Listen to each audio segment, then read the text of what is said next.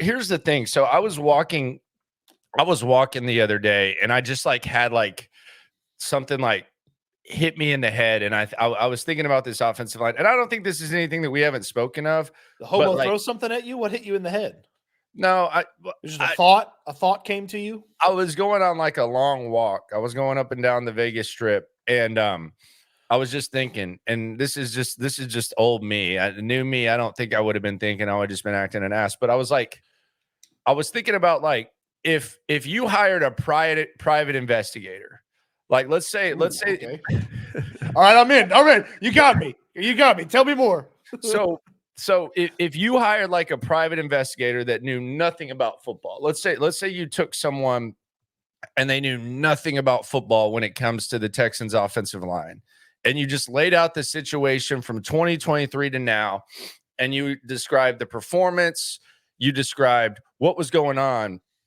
I think that private investigator would come to two conclusions. I think they would come to one of two conclusions without watching tape. I'm not talking about this guy watches tape or anything, because there's some people like that can watch the tape and say Shaq Mason sucks, or Titus Howard is not good at right tackle, or it doesn't appear that these guys know what they're doing, or Kenyon Green should have never been on the field and stuff. Like the tape guys can tell you that. But if you just looked at this offensive line from last year to this year, where last year they never really seemed to have the same five, and they performed better than the guys that were out there this year, and you gathered that information, you would come to one of two conclusions when it comes to this offensive line. You would come to one of two conclusions.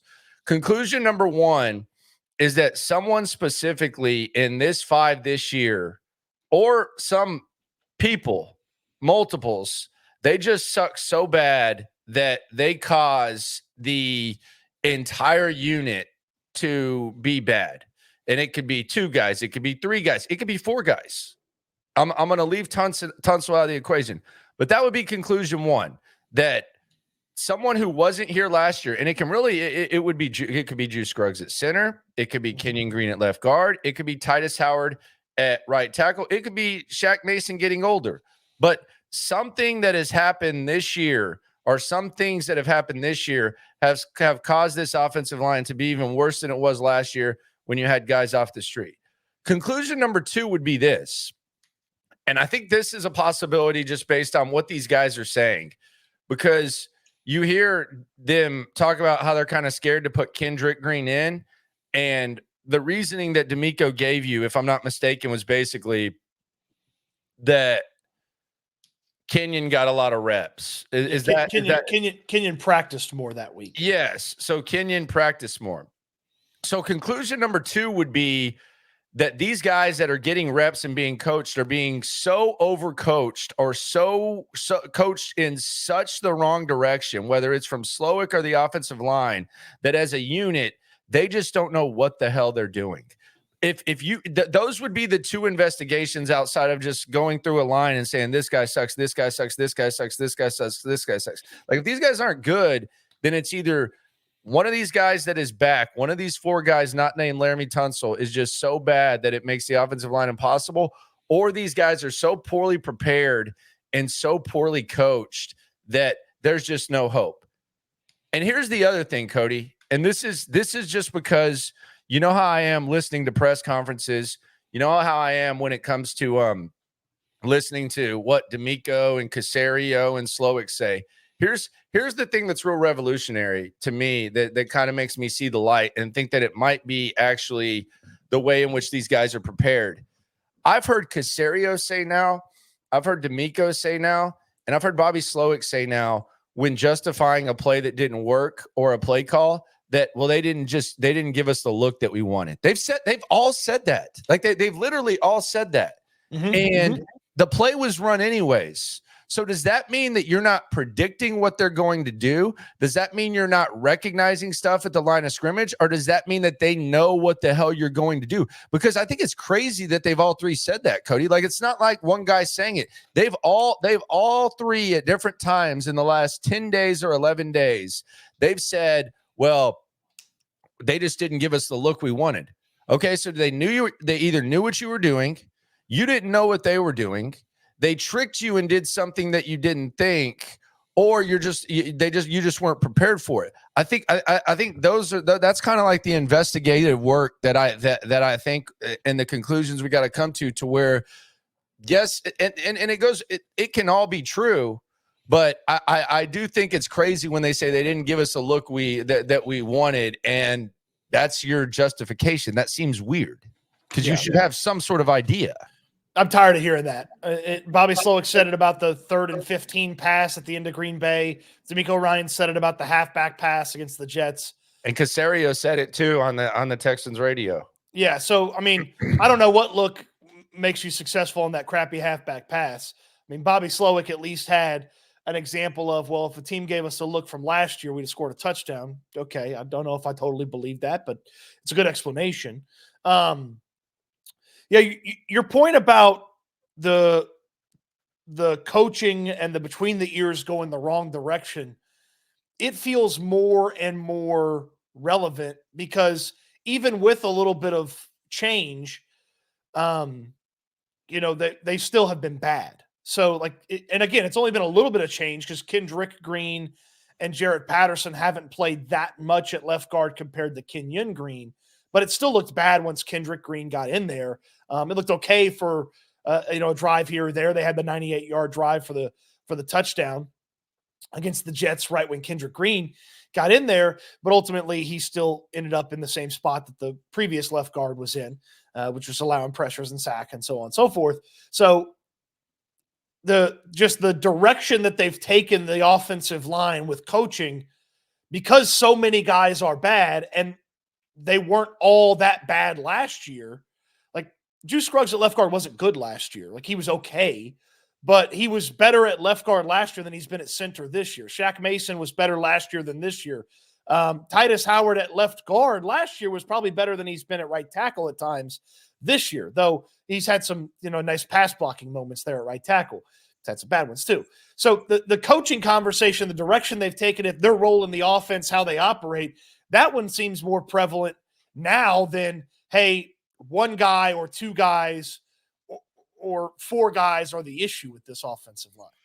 The other thing for me is, and I kind of bring this back, and we follow the Texans, so we always talk about Texans' recent history. There's another thing, like I think that the best that Deshaun Watson ever was, and this is not the direction that I wanted this to go, but I think the best that Deshaun Watson ever was his rookie year in 2017 when they really didn't have a lot of time to overcoach him. I think that it shouldn't, like Deshaun Watson, that early stretch of the rookie season, I think that's the best that I've seen the Texans offense, like going back to when Kubiak had it humming. Like the way that offense was performing Deshaun Watson's rookie year and just the unpredictability and stuff, it was incredible to the point where you said in 2018, man, this is what this offense is going to look like. And it never really looked that way. Like there were good times, but it never looked that way. A lot of that could have to do with Will Fuller and but it never really just felt like it was like that way. I almost feel like O'Brien didn't have time to like overcoach Deshaun Watson. And it was just kind of like, let's just go out there and play. Let's just make it work. And it feels that way with this Texans offense right now between Slowick and the O-line and some of the stuff that they're saying. I mean, there's a clear feel that teams know what you're doing or you don't have the ability to adjust. And Sarah asks, how do you fix that? I don't know. Like, I really like, and I'm not trying to cop out. I don't like, I'm not, it's Bobby Slowick's going to have to answer that. Like, I don't have like any exact site. I'm sure some coaches probably have enough. They prepare their team enough, or the quarterback has enough to where he can see a defensive look and say, all right, we're going to change this. We're going to do this. And sometimes they might overdo it. Some coaches might study film so good that they know exactly what the defense is going to do. Some coaches might be able to watch and pick up tendencies. I think that's where Bobby Slowick kind of struggles, because you look at their second half stats. I don't know that Bobby Slowick can actually see what's going on in front of him and adjust like a lot of coaches can. I mean, I don't know. I think Bobby Slowick, I'll put it this way. I think Bobby Slowick is good at watching film leading up to the game to a certain point. But I think Bobby Slowick, like whenever I used to get a calculus test in front of me, I would just kind of freeze up. I think that's what he's like with those sheets and the iPads during the game. I don't think he knows what the hell he's looking at and how to adjust. And I think the numbers back that up. The comparison between DeMeco's defense and Bobby's offense. How many times have we heard DeMeco Ryans talk about, yeah, it doesn't matter as much what those guys do. We've got to be the best version. Like, basically, the defense has to impose their will on the opposing offense. It feels like every week Bobby Slowick tries to run an offensive game plan that's like perfect for a team's defense, and when it's not working, he just kind of gets stuck and he can't adjust or fix. And it feels like it's so dependent on what the other team does to them versus you got Joe Mixon, you got CJ Stroud, like go impose your will on them. And it might be as simple as, well, the offensive line doesn't give us that opportunity. So we do need to be cognizant of what the other team's going to do. Yeah. Okay. But like the over scheming and the got to get this look to win this play. And I don't feel like other teams do that. I just feel like other teams don't go through that. T says Tunsil locked up Myles Garrett on one knee in the playoffs. We need that level of play based on how they're paid. That shouldn't be hard. I think you can expect elite play from Tunsil. I don't think you can expect elite play from any other offensive lineman. And I know that there's a lot invested in it. It's just I don't anticipate that happening. Herman says we waited too long to get help. Now we need to speed up our moves, and the moves don't necessarily assure it. Birdie Boy says, should Bobby get moved to run game coordinator and Gerard promoted to the pass game? I don't know if Gerard's worth the damn at play calling. I like Gerard. I mean, I think he's promising. I think he's going to get that opportunity. I think he's going to be an NFL head coach one day. I don't know if he's a good play caller. I have no idea. I don't know if Gerard Johnson knows what he's doing play calling. No idea. And quite frankly, like we started out, like the personnel, there's a personnel thing, there's a coaching thing. Like it could be multiple things. It's just not.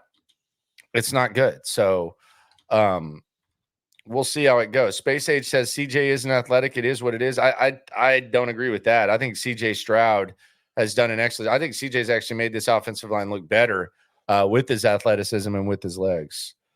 So yeah, we'll criticism of CJ Stroud's mobility is the last thing I'm going to do. Yeah, and Space Age falls. Space Age having a rough night, a rough day. He says we should have hired a experienced offensive coordinator. Well, I mean, Ben Johnson wasn't an experienced offensive coordinator. He's doing okay. You know, I mean, it's just sometimes it works, sometimes it doesn't. Look, you're going to find out if you're going to find out a lot about Bobby Slowick in the next few weeks and the rest of the season. Does he have the type of talent as an offensive mind to pull out of this nosedive that they're in? Can he adjust for certain things? And if he can't, then DeMeco Ryans has to have a difficult conversation with himself at the end of the season. And if Bobby Slowick does, then the Texans will get on track offensively and they'll have some semblance of a consistent offense. We'll see what happens. Yeah, look, we're all trying to solve the same damn mystery with this offensive line, and it is a very, very, very frustrating one.